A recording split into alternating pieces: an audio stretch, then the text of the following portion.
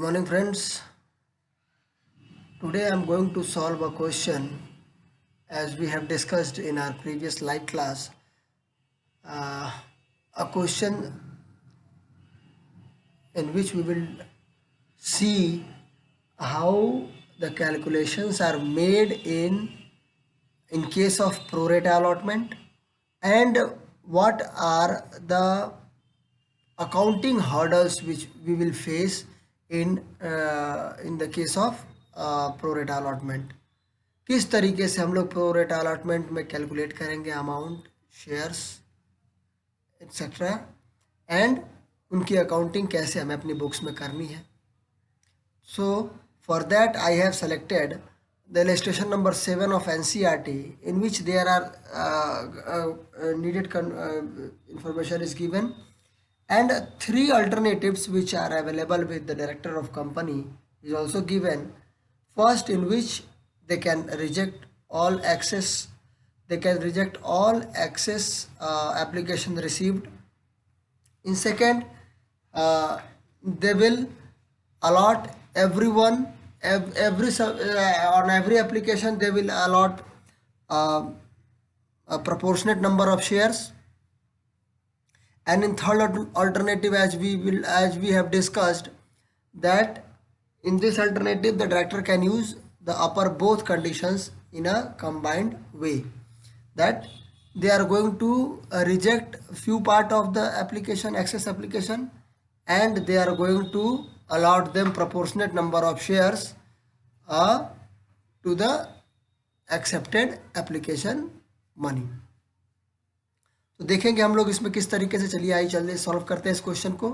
And in this question I will solve only the third alternative which in which the both first and second alternatives are also included.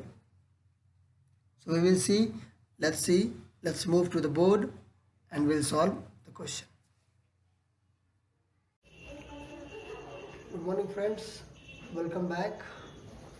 So as I told you, as I have shown you the question number illustration number 7 of NCERT, in which we got the situation of pro rata.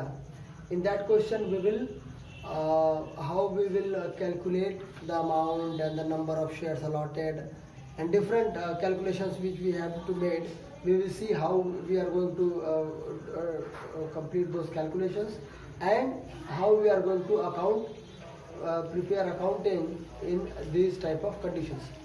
So it is given on application of they issued 1 lakh shares. Issued shares, how much? 1 lakh. And they got application received for 4 lakh shares. It means they got 3 lakh extra shares. Okay, they got 3 lakh extra shares, a share application. It means how much money they must have received? They received 15 lakh rupees in extra.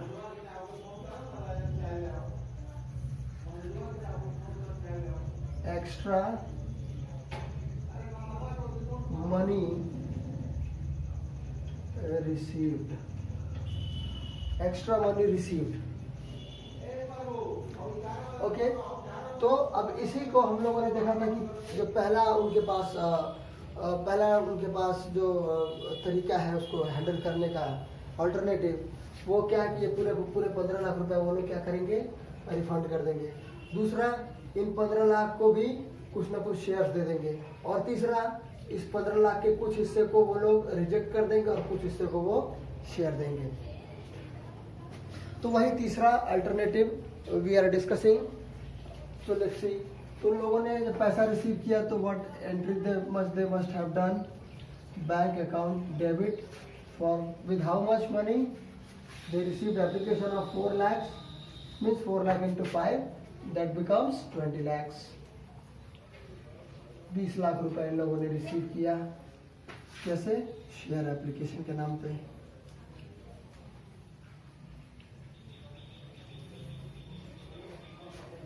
उसके बाद अब share allotment करने की बारी है। तो जितना भी पैसा उन लोगों ने रिसीव किया एप्लीकेशन पे, जितने से अकाउंट ओपन हुआ था उतने से इसको क्लोज करना है, इसलिए उतने से इसको डेबिट करेंगे। और अमाउंट कितना था? 20 लाख। अब इस 20 लाख रुपए में उन लोगों ने क्या कंडीशंस है हमारे पास? Alternative third, that alternative is saying that directors totally reject application for 2 lakh shares। 2 lakh shares के लिए उन लोगों ने एग्जैक्टली 2 लाख का मतलब कितना हुआ? How much money they must have got for 2 lakh shares application? 10 lakh। तो उन लोगों ने 20 लाख रुपए रिसीव किया और उन लोगों ने 10 लाख रुपया क्या किया? रिफंड कर दिया। तो और उसके बाद क्या करना है? हाँ, एक्सेप्ट फुल एप्लीकेंट्स फॉर, तो उन लोगों ने 3 कैटेगरी में शेयर का अलॉटमेंट किया। अब देखिए एक और छोटा सा टेबल हम लोग यहाँ बना सकते हैं। They have received 4 lakh applications. इसमें से 2 लाख एप्लीकेशंस को अलग ट्रीटमेंट, 80,000 एप्लीकेशन को अलग ट्रीटमेंट और 1,20,000 को अलग ट्रीटमेंट। 3 ट्रीटमेंट है। 4 lakh shares allotted, 4 lakh applications received, 4 lakh application, और इस सारे एप्लीकेशन में 2 लाख को कितने शेयर इशू किए? नील। मतलब इनको क्या कर दिया? Completely reject. 80,000 को कितने शेयर इशू किए? फुल। फुल मतलब 80,000 को 80,000 शेयर दे दिया। और 1,20,000 को कितना शेयर इशू किया? अब इसके पास बचा ही कितना है? इसको बोला 20,000। ये आ गया आपका pro rata. Okay, getting my point?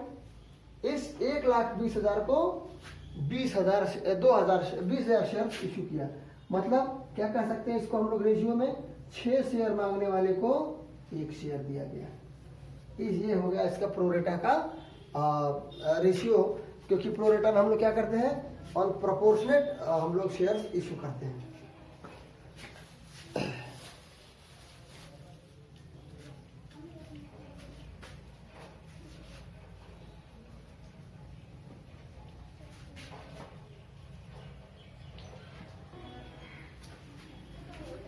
तो इस 2 लाख जो 2 लाख एप्लीकेशन हमें मिले हैं 2 लाख शेयर्स के, इन पे कितना रुपया मिला होगा कंपनी को? 10 लाख, जिसको कंप्लीटली रिफंड करना है। 80,000 एप्लीकेशन से कंपनी को कितना पैसा मिला होगा? 4 लाख, जिसको इसको फुल्ली यूटिलाइज करना है, क्योंकि इसको तो इनका शेयर ही मिल गया। 4 लाख का शेयर उनको दे दिया गया है। और 1,20,000 से कितना पैसा मिला होगा? 6 लाख।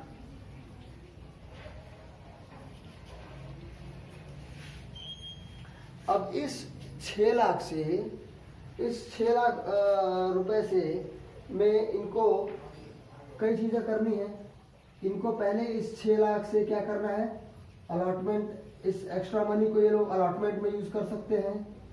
फिर अगर पैसा बचता है तो उसको क्या यूज़ करेंगे? कॉल्स मनी में यूज़ कर लेंगे। और अगर फिर भी कोई पैसा बचता है तो उसको क्या किया जाता है? रिफंड किया जाता है।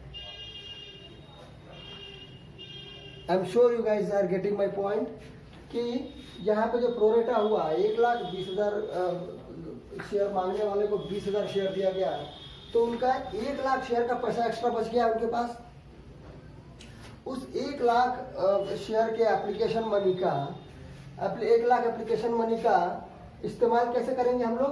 पहले उसके 20,000 शेयर के अलॉटमेंट में पैसा डालेंगे, फिर उसकी कॉल्स में पैसा डालेंगे, और अगर फिर भी बचता है तो उसको हम लोग रिफंड करेंगे।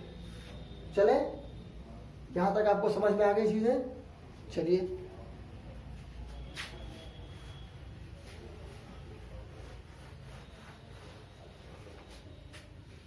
ये चार्ट्स आपके लिए समझना बेहद जरूरी है,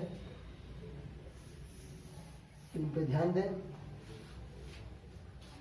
अब आइए देखते हैं हम लोग किस तरीके से मनी कैसे कैलकुलेट करेंगे। तो टोटल एक्सेस मनी कितना था हमारे पास? 15 लाख। ये 15 लाख कैसे आया था? तो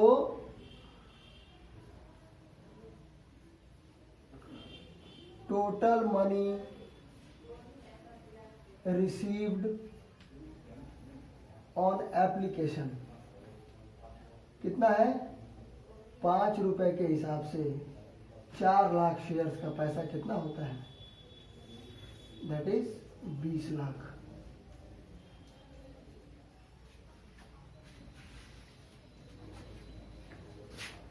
इसमें से हम लोग उन पैसे को निकाल देंगे जितना शेयर हमको हमने जितना शेयर इशू किया है। Issued application money for issued shares,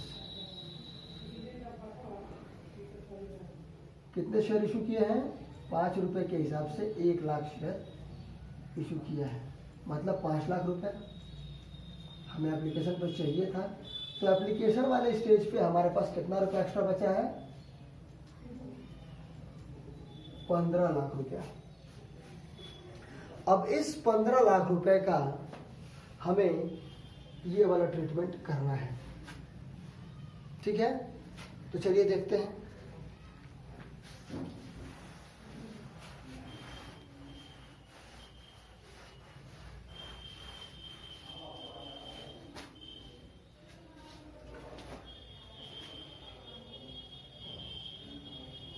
अब हमें इस 15 लाख में बहुत सारा अमाउंट इन्वॉल्व है। एक तो फुल्ली रिजेक्टेड पैसा भी इसी में है, पार्शली रिजेक्टेड पैसा भी इसी में है, दोनों पैसा इसी में है। तो हम उनको अलग अलग कैलकुलेट करने के बजाय हम वो कैलकुलेट कर लेते हैं कि कंपनी को अलॉटमेंट और फर्स्ट कॉल या फिर कॉल्स के इंस्टॉलमेंट में कितना पैसा उन कस्टमर से लेना है, उतना पैसा लेके बाकी सारा पैसा कंपनी रिफंड के अकाउंट में डाल सकती है। तो कंपनी को एडजस्टमेंट, कंपनी को कहाँ कहाँ कौन कौन से इंस्टॉलमेंट एडजस्ट करने हैं, होगा अलॉटमेंट ऑफ 20,000 शेयर्स, क्योंकि 80,000 शेयर्स का तो फुल सब्सक्रिप्शन है उनका, वो टाइम टाइम पे वो देते रहेंगे अपना। इन लोगों का पैसा ज्यादा आ गया है, तो इस 20,000 शेयर पे अलॉटमेंट के लिए कितना पैसा देना था? आई थिंक हाँ चलिए 7.5 रुपया, मतलब 1.5 लाख रुपए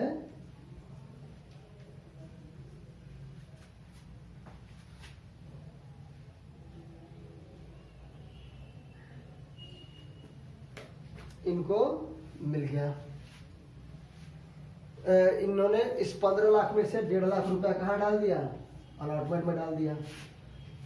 और कहाँ डाल सकते हैं? ये इन्हीं 20,000 शेयर्स की कॉल्स में पैसा डाल सकते हैं।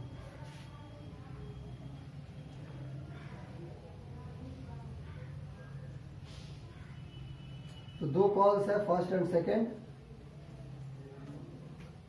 तो पहली कॉल में पैसा फिर 1.5 लाख रुपए पड़ेंगे, और दूसरी कॉल में पैसा कितना पड़ेगा? 1 लाख रुपया। ये टोटल इंस्टॉलमेंट है जो इसमें जो जिनको जो इनको एडजस्ट करना है इस 15 लाख में। तो कुल हो गए 1 2 3 4 लाख रुपए। अब इन 4 लाख रुपयों को अगर इसमें से इस्तेमाल कर लिया जाए तो amount refunded how much? 11 lakh. चलिए अब करते हैं अपनी journal entry to bank account. कितना? तो 11 लाख। टू शेयर कैपिटल, कितने शेयर, कितने लोगों को हम लोग अलॉट करेंगे, कितने शेयर, तो 1,00,000 शेयर हो रहे हैं, 1,05,000 मतलब 5,00,000। फिर अलॉटमेंट में कितना पैसा भेज रहे हैं, अलॉटमेंट वाले इंस्टॉलमेंट के लिए 1,50,000। और इन दोनों को मिला के हम लोग क्या बोलेंगे, कॉल्स इन एडवांस। ठीक है, दोनों कॉल्स है, तो यहाँ पे लिख सकते हैं हम लोग 2 कॉल्स इन एडवांस। चलिए, तो अलॉटमेंट में 1,50,000 गया, कॉल्स इन एडवांस में कितना, 1.5 और 1 2.5 रुपए। ये हो गई हमारी शेयर अलॉटमेंट, शेयर अलॉट कर दिया। अब शेयर अलॉट किया तो अलॉटमेंट का पैसा भी ड्यू होगा।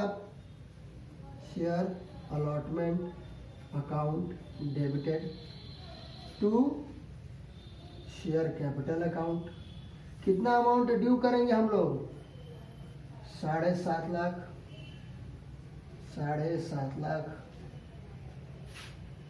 और हमें पैसा कितना रिसीव होगा,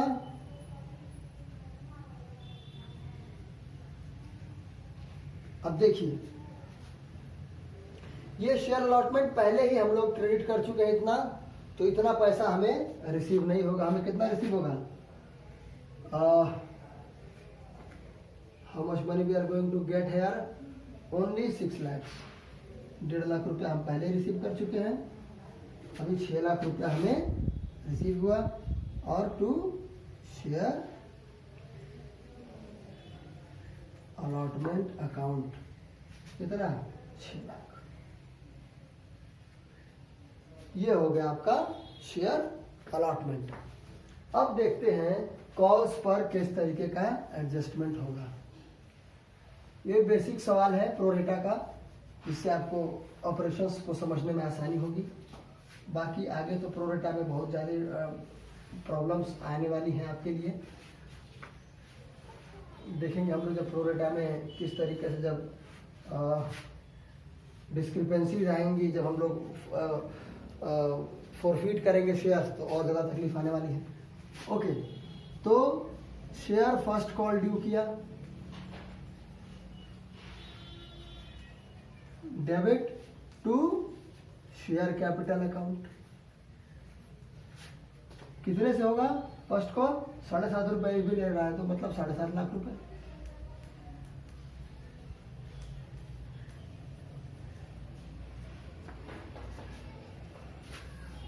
पैसा रिसीव करेगा कितना, 1.5 लाख इसको भी मिल चुका है, मतलब 6 लाख रुपए रिसीव करेगा। उसके बाद बैंक अकाउंट डेबिट हो गया। फिर कॉल्स इन एडवांस डेबिट। फिर क्रेडिट किसको करेंगे, share first call account. Calls in advance कितना हमें मिल चुका है, 1.5 लाख, और ये रहा share first call account closed.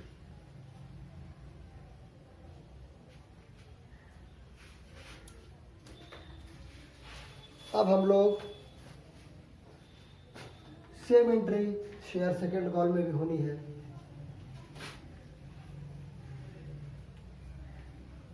Second and final call account debit.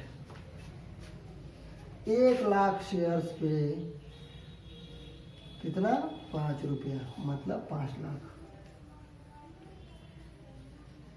To share capital account 5 lakh.